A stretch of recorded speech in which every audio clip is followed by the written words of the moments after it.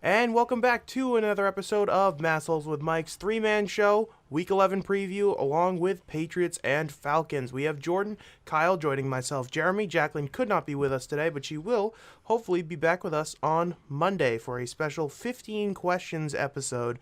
Just 15 questions is all we're going to do around the NFL next week for Thanksgiving week. But there are still games at hand. Week 11, not necessarily the best slate. I would say that there are a couple of marquee games, and we will definitely get to that. But we have to start like we normally do on these picks episodes now with our locks, upsets, and games to watch will be last. So, Jordan, I'm going to start with you. What is your lock of the week?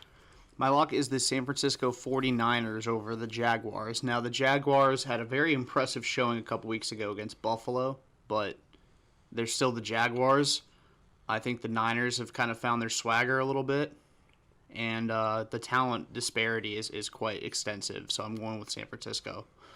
I mean, it was a great call on your part when it came to picking the Niners on Monday Night Football. I know you and Jacqueline, I believe, had that. Me and Kyle had the Rams, and that didn't necessarily work out for me and Kyle. But my lock, and I'm going to go next here, is actually I'm using a little bit of, not reverse psychology, but reverse jinxing, because I'm going to lock the Packers over the Vikings.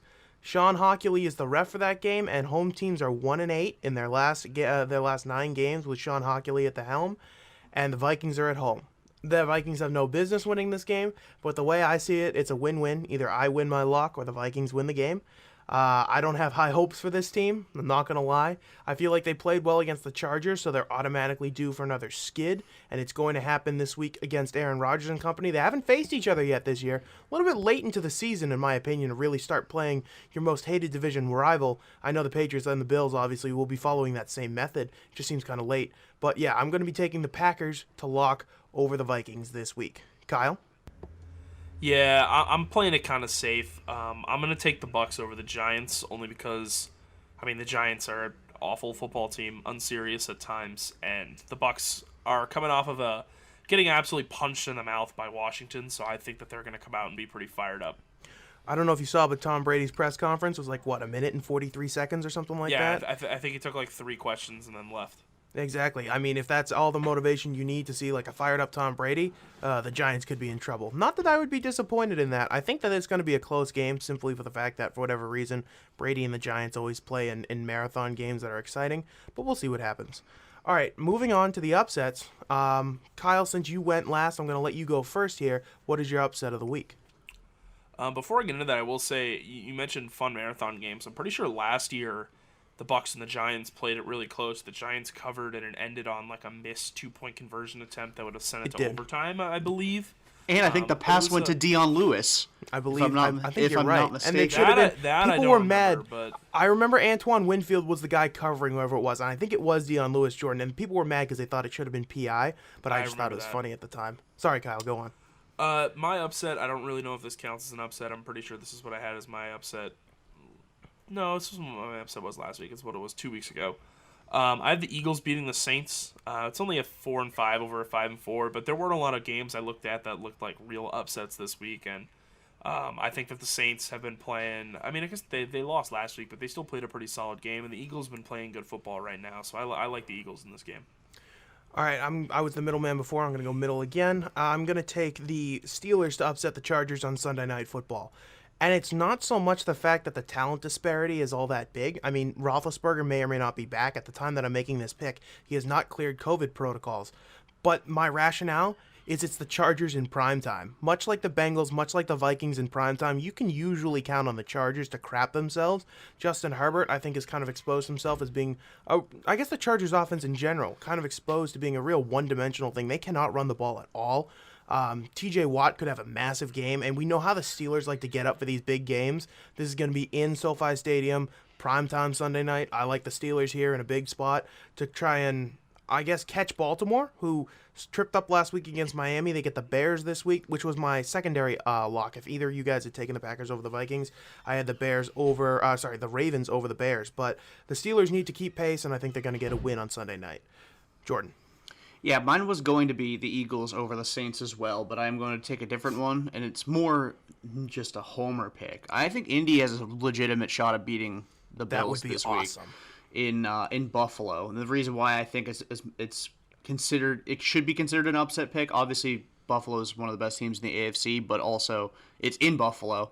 Indy, I think Carson Wentz has played pretty well this year. I know he's had a couple of clunkers here and there, but I mean, it's the NFL. I mean, Patrick Mahomes was turning the ball over left and right in September. Like, this year's been ridiculous, and Carson Wentz having a resurgence in Indy is no exception to the ridiculousness of the NFL season. I think the Colts have a legitimate shot here, and I'm more so rooting for it. I'm wishing on a star that the Colts win, so that way the Patriots are in a much better spot with the division. But I think Indy's got a good shot there.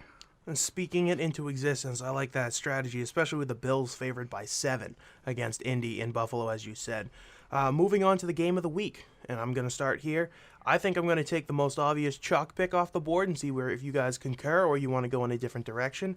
It's got to be the Cowboys visiting the Chiefs. Originally, I didn't know that this game was in Arrowhead. I thought it was in Jerry World, which would have made it all that much better. Fox has the game. They've gotten 2 Chief games in the past 3 weeks, which is kind of weird. They got the Chiefs and the Packers, and now the Chiefs and the Cowboys for whatever reason. But, I mean, Dak Prescott against Patrick Mahomes, another media slobfest, if you ask me. Fox is going to be very happy to get this game. It's going to get a lot of viewers, especially because we know Cowboys-Patriots always does really good numbers. I mean, Cowboys-Chiefs, can you imagine the ratings bonanza that this is going to bring in for Buck and Aikman? I am very excited to watch this game. I'm actually going to, and there's a little bit of a precursor to the pick graphic that will go out on Sunday, I am going to be picking the Cowboys in the road win because I think that the Chiefs, while they did smoke the Raiders kind of proved themselves to be fraudulent over the last couple of games, excuse me. So I'm going to be taking the Cowboys, but I mean that's going to be a hell of a game to watch. Kyle did predict the downfall of the Raiders. Sorry, Kyle, you want to do the voice, or are you still stuffed up? I'll be fine. Okay. The Raiders. Yes, yes, I have missed that voice. All right, Kyle, you can go with your game to watch. Well, speaking of the Raiders, I will be talking about the Raiders and the Bengals as my game to watch because it's 2 5-4 teams that, both started really solid and both had, looked like they were legit and have sort of started to taper off. And these two teams are both in need of a big statement win to show, hey, we're not out of this. Both of their divisions, both those teams were on top of their division, have both started to slip away. So both those teams need to make up grounds. It's going to be a really important game for them. I originally had the Cowboys and the Chiefs, but I just quickly changed it. Yeah. I will say it. This is controversial, but I love this Cowboys team. I love watching the Cowboys play this year. They are fantastic. I know Cowboys are supposed to be the team that everyone roots against and everyone loves to hate, but I love this Cowboys team right now. They are a fun group. I think that also is a byproduct of the other teams, especially in the NFC. Like, I hate the Bucks. I think that's been kind of well documented ever since Brady went there, and they're a wagon, and they're the favorite now, so nobody likes them. The Packers, same thing, especially with the Rodgers drama that's come out the last couple of weeks. There are just a lot of eminently hateable teams in the NFC. So when you think of the fact that you don't like the Cowboys, you're predisposed to not like the Cowboys, and they actually put out an entertaining product, they're an exciting team, and loaded with stars like they normally are, they look better by comparison because it's like, okay, I actually have real reasons to hate these other teams, but the Cowboys is just kind of like a tradition, so to speak, so they're more likable this year than they have been in past years.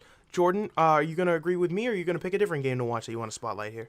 I'm going to pick a different game because I'm curious. I'm big on those teams that are kind of on the bubble of making the playoffs, so my game to watch, and again, kind of a homer pick because the dude's jersey is over my right shoulder. It's going to be on the left. It's going to be on the left of the people watching the YouTube video. But Cam Newton might be starting on Sunday. I don't know if that's been confirmed. I think or all not. signs point to him. He probably will be, from what I saw today.